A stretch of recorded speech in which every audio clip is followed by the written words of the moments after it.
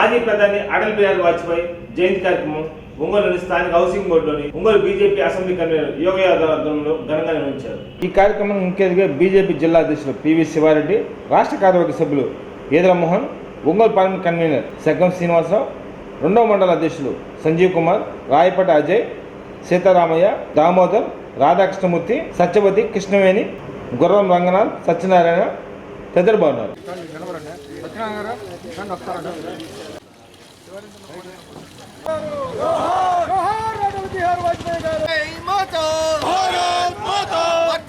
నరేంద్ర మోడీ గారి నాయకత్వం, నరేంద్ర మోడీ గారి నాయకత్వం, జోహార్ అటల్ బిహారీ వాజ్పేయి గారు.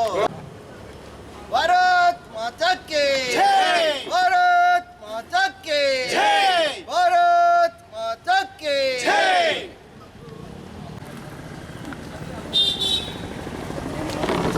రాముదా యశ్వంత్ వాళ్ళ రమ్మను బయటికి. జై భారత్ మాతా కీ జై, భారత్ మాతా కీ జై, భారత్ మాతా కీ జై, భారత్ మాతా కీ జై. ఉండే సరిగ్గా మీకు ఉంటుంది అయితే వాళ్ళకు ఉండే సరిగ్గా భారత్ మాతా కీ జై, భారత్ మాతా కీ జై, భారత్ మాతా కీ జై. भारत माता की जय, भारत माता की जय, भारत माता की जय. దగ్గర జరగండి. ఓకే లాగండి లాగండి. ఫోటో కూడా తీసుకో.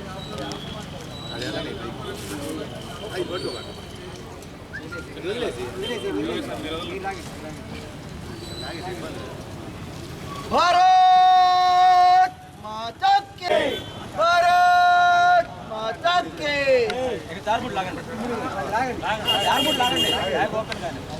లాగండి పట్టుకోండి. भारत माता की जय, भारत माता की జై. जोहार अटल बिहारी वाजपेयी गारू, जोहार अटल बिहारी वाजपेयी गारू, जोहार अटल बिहारी वाजपेयी.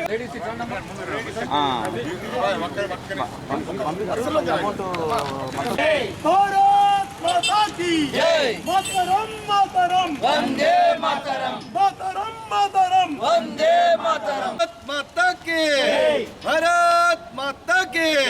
వర్ధిల్లాలి నరేంద్ర మోడీ గారి నాయకత్వం, వర్ధిల్లాలి భారతీయ జనతా పార్టీ. జోహార్ అటల్ జీ, జోహార్ అటల్ జీ, జోహార్ అటల్ జీ. जोहार अटल बिहारी वाजपेयी गारू, जोहार अटल बिहारी वाजपेयी गारू, जोहार अटल बिहारी वाजपेयी गारू, जोहार अटल बिहारी वाजपेयी गारू.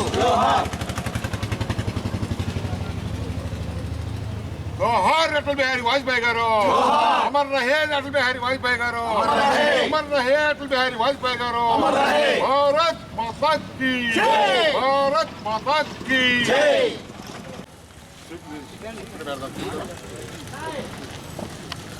శివారెడ్డి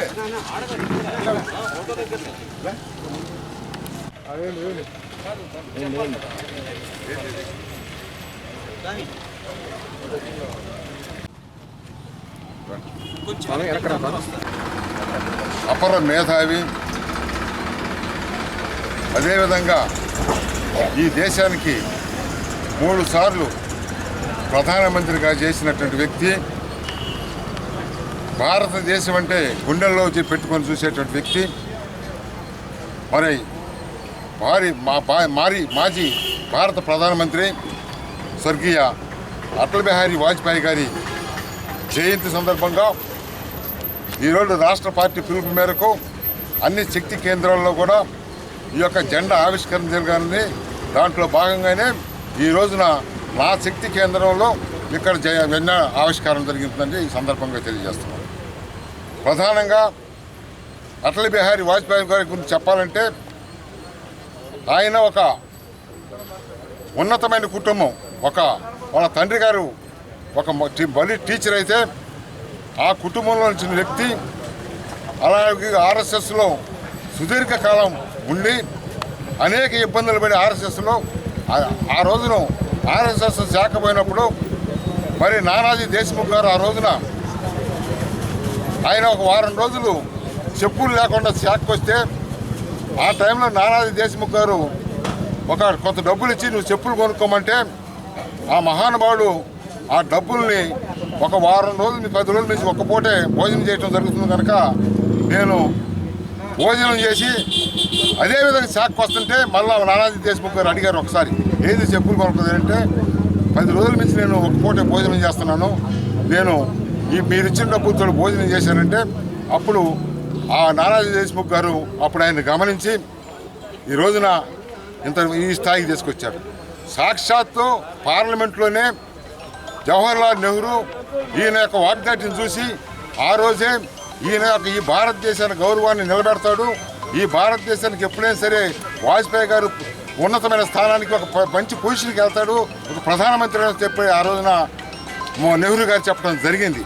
ఈ విధంగా అటల్ బిహారీ వాజ్పేయి గారు 3 సార్లు అంటే 13 రోజులు ఒకసారి ప్రధానమంత్రిగా చేశాడు, 13 నెలలు ఒకసారి ప్రధానమంత్రిగా చేశాడు, ఒకసారి 4.5 సంవత్సరం ప్రధానమంత్రిగా చేసి మరి దేశంలో ప్రధానంగా పోఖ్రాన్లో అణు విద్యుత్ కేంద్రంలో ప్రారంభించినటువంటి వ్యక్తి. అదేవిధంగా మరి ఎంతో ఎనుగుబడినటువంటి రామేశ్వరం నుండి అబ్దుల్ కలాం లాంటి వ్యక్తుల్ని రామేశ్వరం నుండి రాష్ట్రపతిగా నియమించినటువంటి వ్యక్తి, మహా మేధావి అయినటువంటి అటల్ బిహారీ వాజ్పేయి గారు ఈరోజు ఆయన ఒకటే అన్నాడు, పార్లమెంట్లో ఒక విషయం చెప్తాడు, నేను జీవించిన భారత్ కోసమే, మరణించిన భారత్ కోసమే, మరణించిన తర్వాత గంగలో ప్రవహించేటువంటి నీటిలో నా అస్థికల దగ్గర చెవు పెట్టి మీరింటే మీకు వినపడేది ఒకటే, భారత్ మాతాకి జై అని ఆ రోజు పార్లమెంట్లో చెప్పినటువంటి మహోన్నతమైన వ్యక్తి, అంత దేశభక్తి కలిగినటువంటి వ్యక్తి భారతదేశంలో ఉన్నారంటే ఒక్క అటల్ బిహారీ వాజ్పేయి గారు అని చెప్పి సందర్భంగా తెలియజేస్తున్నాడు. ఆయన ఈ దేశానికి ఎంతో చేసి ఉన్నారు.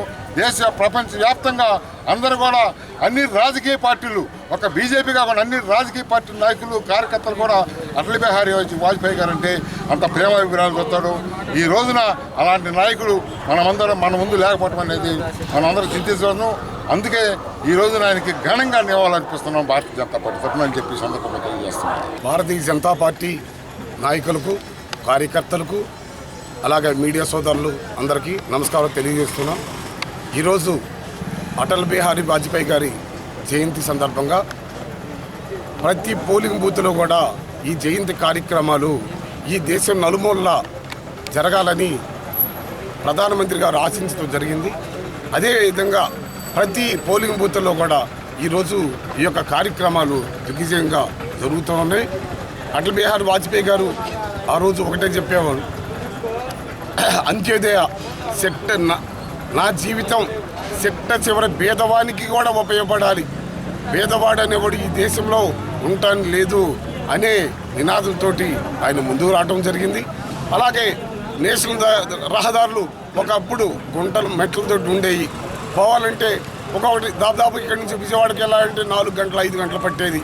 వాజ్పేయి గారి పుణ్యమాన్ని ఆ రోజు భారత ప్రధానిగా ఉన్న టైంలో ఈనాడు గంటన్నరలోనే విజయవాడ వెళ్ళేటటువంటి పరిస్థితి ఉంది. ఈనాడు నరేంద్ర మోడీ గారి సారథ్యంలో ఈ పథకాలు కూడా ఆనాడు కొన్ని పథకాలు అటల్ బిహారీ వాజ్పేయి గారు పెట్టినవే. రైతులకి అన్ని విధాలు ఆదుకోవాలి, ఈ రైతు పేదవానిగా బతకటం లేదు, కాయ కష్టం చేసుకున్న రైతు ముందడుగు వేయాలి అనే ఆలోచన మీద అటల్ బిహారీ వాజ్పేయి గారు ఆనాడు రైతులకి సంక్షేమం కోసం ఎంతో కృషి చేసినటువంటి మహోన్నతమైనటువంటి ఆయన ఒక వైట్ పేపర్ లాంటి వాడు. అక్కడ ఆయన మాట్లాడే ప్రతి ఒక్క మాట కూడా చాలా స్పష్టంగా, చాలా అర్థమయ్యే రీతిలో ప్రతిపక్షాలు కూడా మెచ్చుకునే విధంగా అటల్ బిహారీ వాజ్పేయి గారు మాట్లాడినటువంటి సందర్భాలు ఎన్నో ఉన్నాయి. ఆయన 3 సంవత్సరాలు ప్రధానమంత్రిగా ఎన్నిక కావటం జరిగింది. ఆనాడు అటల్ బిహారీ వాజ్పేయి గారు వేసినటువంటి బీజం ఈనాడు భారతదేశం అంతటా భారతీయ జనతా పార్టీ నరేంద్ర మోడీ గారి సారథ్యంలో ప్రపంచ దేశాల్లోనే గొప్ప పేరు ప్రఖ్యాతులు సంపాదించుకుందంటే ఆ యొక్క పుణ్య ఫలితం అటల్ బిహారీ వాజ్పేయి గారిది అని చెప్పడం జరిగింది. జన్మదినం సందర్భంగా వారికి నివాళులు అర్పిస్తూ మరి స్వర్గీయ వాజ్పేయి గారిని దేశానికి సుపరిపాలన అందించినటువంటి వ్యక్తిగా భారత జాతి ఆయన్ని సదా జ్ఞాపకం ఉంచుకుంటుంది. మరి అదేవిధంగా అభివృద్ధికి చిహ్నాలైనటువంటి రహదారులని, జాతీయ రహదారులని వేగవంతంగా ఆచరణలో పెట్టించినటువంటి మహానుభావుడు స్వర్గీయ వాజ్పేయి గారు. మరి అదేవిధంగా ఈరోజు ప్రధానమంత్రి నరేంద్ర మోడీ గారు మరి ఆ బాటలోనే పయనిస్తా సుపరిపాలనని ఇంకా మరింతగా జనానికి చేరువ చేసే విధంగా ఈరోజు కృషి చేయడం జరుగుతుంది.